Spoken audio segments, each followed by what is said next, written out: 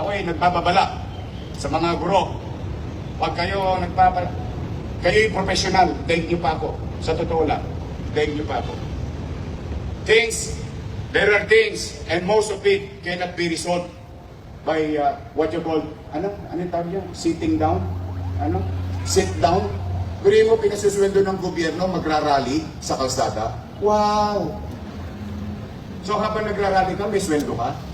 Habang nagpo-protesto ka, may sweldo ka. Ngayon, kung ayaw mo sa gobyerno, umalis ka sa gobyerno.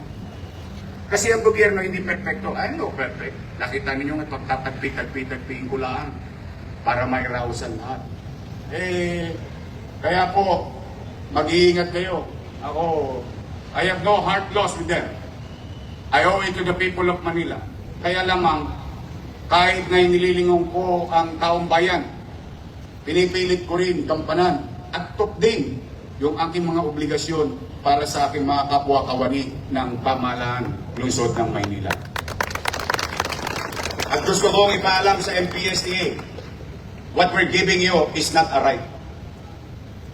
Let that sink in to the minds of those so-called representative of teachers in Manila.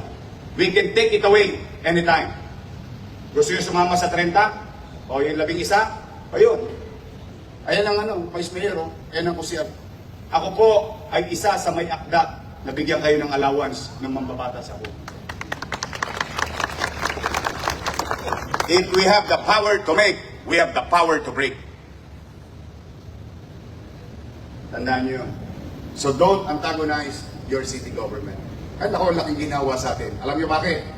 Alam nyo kung gaano kalaking ginawa? O, mamayang hapon, yung medyo ninyo, makukuha nyo na yung 4,000 ninyong allowance.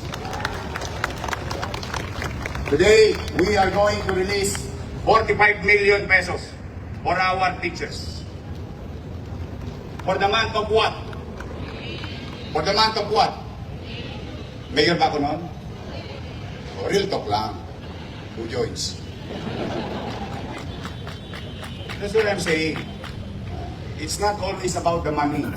Sometimes, mutual respect is more than the value of 1,000 pesos and 2,000 pesos.